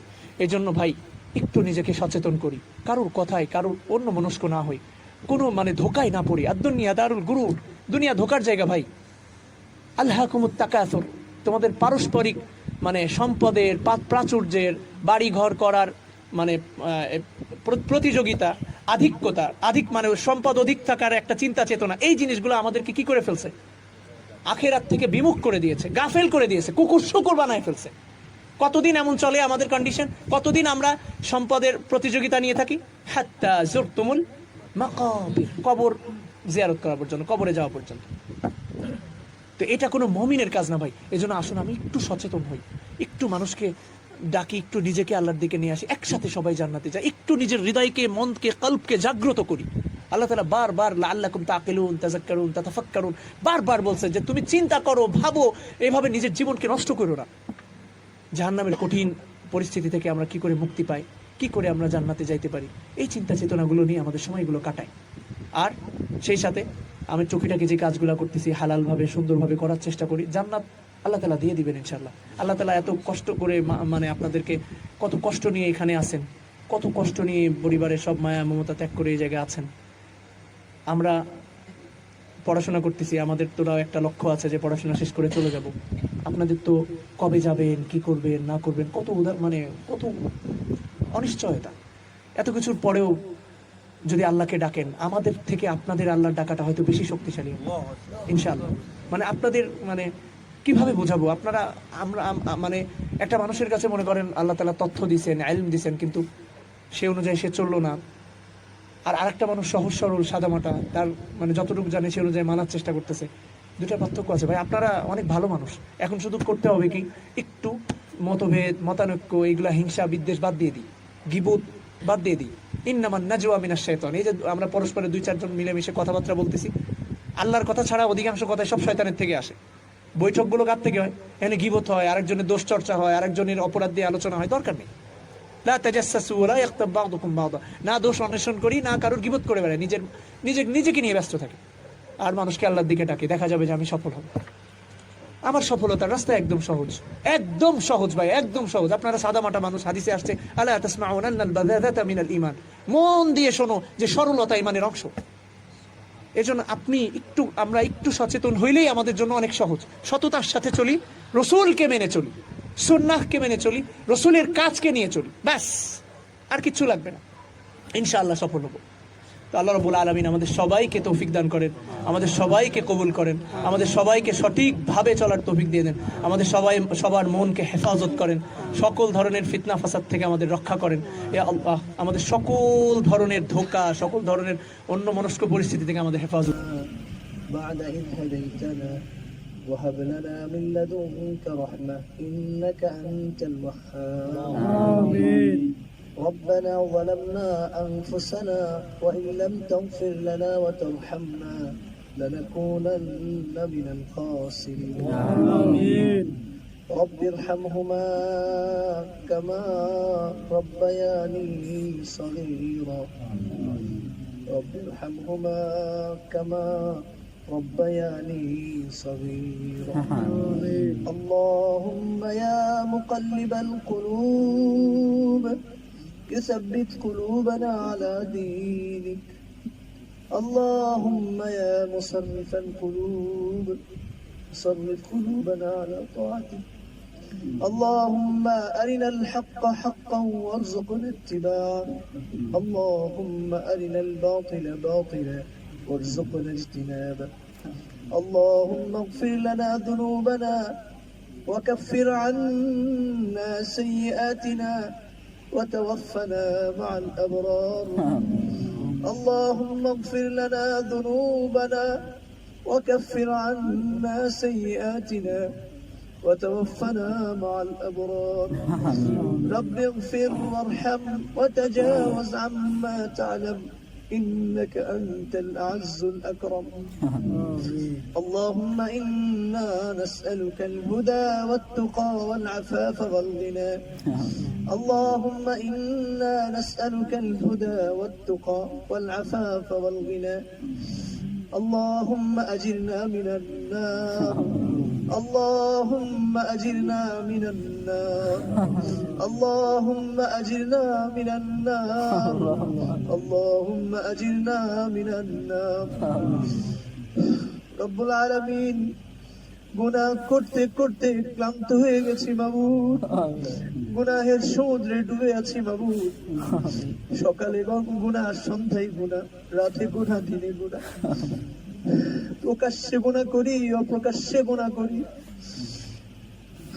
সামনে গুনাহ করি পিছনে গুনাহ করি বাবু শুধু গুনাহই করি বাবু শুধু তোমার নাফরমানি করি বাবু ইয়া আল্লাহ ইয়া রহমান ইয়া রহিম আমলনামার দিকে তাকাইলে গুনাহ ছাড়া কিছু খুঁজে পাই না বাবু আমলনামার দিকে তাকাইলে নাফরমানি ছাড়া কিছু খুঁজে পাই না বাবু যখন তুমি তৌফিক দিয়ে নামাজে দাঁড় করাও তখনও আমরা দুনিয়া নিয়ে ব্যস্ত বাবু আল্লাহ আমাদের মনের মধ্যে শুধু দুনিয়াই থাকে বাবু যখন তুমি কোনো ভালো কাজের সুযোগ দাও তখনও আমরা দুনিয়া নিয়েই ভাবি বাবু আল্লাহ আমরা তো ঘুমের মধ্যেও দুনিয়া নিয়েই ভাবি বাবু রব্বুল আলামিন তুমি আমাদের হৃদয়কে পবিত্র করে দাও ইয়া আল্লাহ ইয়া রহমান ইয়া রহিম ইয়া আল্লাহ তুমি আমাদের সকলের জীবনের সমস্ত গুনাহ খাতাগুলিকে তুমি মাফ করে দাও রব্বুল আলামিন তুমি যদি আমাদের গুনাহ মাফ না করো বাবু কে মাফ করবে আমাদের গুনাহ একটা ফকিরের তো 10টা বাড়ি আছে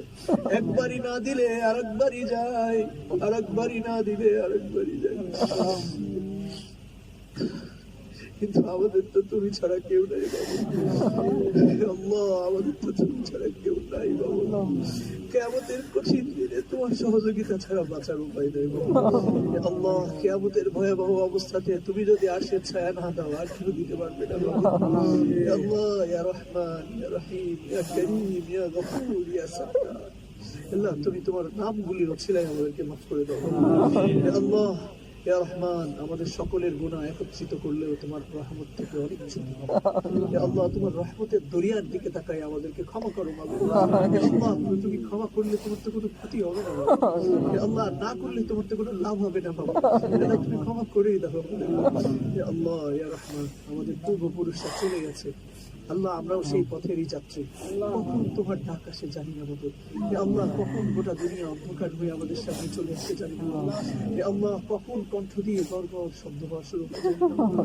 আল্লাহ আল্লাহ যখনই আমাদের শেষ সময় আসবে আল্লাহ তখনই তুমি আমাদের ইমানের হেফাজত করিও আল্লাহ তখন তুমি আমাদের শয়তানের ধোঁকা থেকে হেফাজত করিও আল্লাহ তুমি আমাদের প্রতি রাজি খুশি হয়ে থাকো আল্লাহ ইমান নিয়ে দুনিয়া থেকে যাওয়ার তৌফিক দিয়ে দিও আল্লাহ আল্লাহ অনেক দূরে মাতৃভূমি থেকে অনেক দূরে এতিমের মতো তোমার দরবারে হাত উঠিয়েছি আল্লাহ তুমি ছাড়া আমাদের রক্ষাকারী কেউ নাই বাবু আল্লাহ আল্লাহ ফকিরের মতো মিসকিনের মতো অসহায়ের মতো দরিদ্রের মতো একেবারে একেবারে নিম্নতর প্রাণীর মতো তোমার দরবারে হাতে পিছু আল্লাহ তুমি ওদেরকে মাফ করে দাও হে আল্লাহ তুমি আমাদের সকলের জীবনের সমস্ত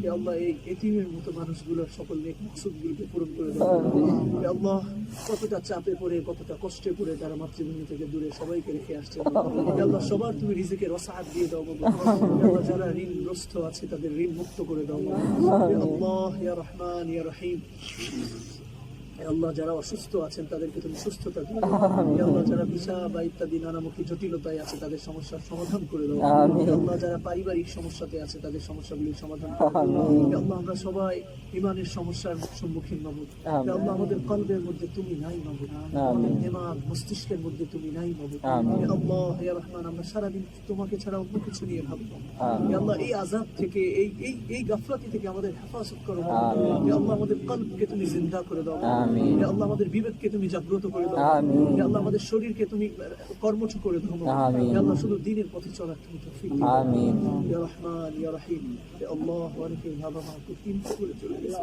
আমিন হে আল্লাহ আমার আব্বু চলে গেছেন বাবা হে আল্লাহ কবরের মধ্যে রেখে আসছি বাবা হে আল্লাহ মাটি চাপা দিয়ে আসছি আমিন তুমি ছাড়া তাদের দেখার কেউ নাই অন্ধকার কবরে কেমনে আছি জানি না বাবা হে আল্লাহ তাদের কবরের আযাবকে তুমি মাফ করে দাও হে আল্লাহ কবরকে তুমি চির প্রশস্ত করে দাও জান্নাতের টুকরাই পরিণত করে দাও হে আল্লাহ যেভাবে চললে তারা ভালো থাকেন সেভাবে চলার আমাদের তৌফিক দিয়ে দাও হে আল্লাহ আম্মু অসুস্থ বাবু তাকে তুমি সুস্থতা দান করো হে আল্লাহ আমাদের অনেকেরই মা বাবা অসুস্থ আছে তাদেরকে তুমি সুস্থতা দাও হে আল্লাহ তারা যতদিন বেঁচে আছেন তাদের খেদমত করার তৌফিক দিয়ে দাও হে আল্লাহ তাদের খেদমত করে জান্নাত অর্জন করার তৌফিক দিয়ে দাও হে আল্লাহ তাদের সুসন্তান হিসেবে আমাদের কবুল করো হে আল্লাহ যারা চলে গেছেন মন মাটি চাপা দিয়ে পড়ে আছেন হে আল্লাহ তাদের হেফাজত করো হে আল্লাহ দুনিয়ার সকল মায়েদেরকে তুমি মাফ করে দাও দুনিয়ার সকল বাবাদেরকে তুমি মাফ করে দাও হে আল্লাহ আমরা অনেকে সন্তানদের নিয়ে পারিশানিতে আছি তাদের কি পড়াবো কিভাবে দিন শেখাবো এগুলো নিয়ে চিন্তিত আছি হে আল্লাহ সবাইকে তুমি দিনদার বানিয়ে দাও যে পৃথিবীর আনাচে কানাচে যেখানে যত ছাত্র কোরআন হাদিস শিখতেছে আল্লাহ সবাইকে তুমি দিন শেখার তৌফিক দিও যে যেখানে আল্লাহর দিকে ডাকতেছে সবাইকে তুমি কবুল করো গোটা পৃথিবীর সকল মানুষকে তুমি রাসূল কারীম সাল্লাল্লাহু আলাইহি ওয়াসাল্লামের খাঁটি উম্মত হিসেবে কবুল করো হে আল্লাহ পরিশেষে বলছি মাবুদ হে আল্লাহ কিয়ামতের ভয়াবহ অবস্থাতে সবাই যখন দূরে সরে যাবে মাবুদ ভাই বোন আত্মীয় স্বজন কেউ যখন কাজে আসবে না মাবুদ আল্লাহ তখন তুমি আমাদের আপন হয়ে যেও মাবুদ আল্লাহ তখন তুমি আমাদের প্রিয় হয়ে থেকো মাবুদ আল্লাহ তখন তুমি আমাদের রাসূল কারীম সাল্লাল্লাহু আলাইহি ওয়াসাল্লামের কাছে রেখো মাবুদ হে আল্লাহ আমরা তোমার সন্তুষ্টির জন্য রাসূলকে ভালোবাসি মাবুদ আল্লাহ যেভাবে চললে যে পথে চললে যে কাজ করলে তিনি খুশি হন সেভাবে চলার আমাদের তৌফিক দিয়ে দাও তাকে পূর্ণাঙ্গ অনুসরণ করার আমাদের তৌফিক ربنا تقبل منا إنك أنت السميع العليم وتب علينا إنك أنت التواب الرحيم آمين. ربنا تقبل منا إنك أنت السميع العليم وتب علينا إنك أنت التواب الرحيم آمين. اللهم إنا نعوذ بك من سكرات الموت اللهم إنا نعوذ بك من أرذل العمر اللهم إنا نعوذ بك من سكرات الموت اللهم إنا نعوذ بك من أرذل العمر اللهم إنا نعوذ بك من عذاب القبر اللهم إنا نعوذ بك من النار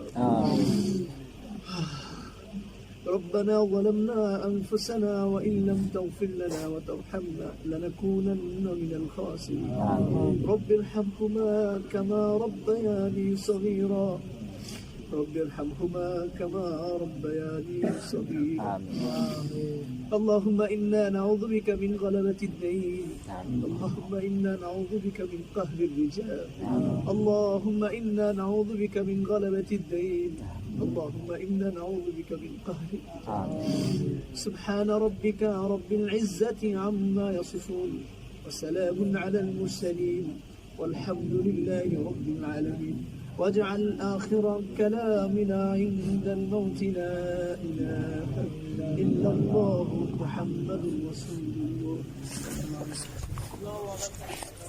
السلام عليكم ভাই কয়জন করে দিই 6 জন করে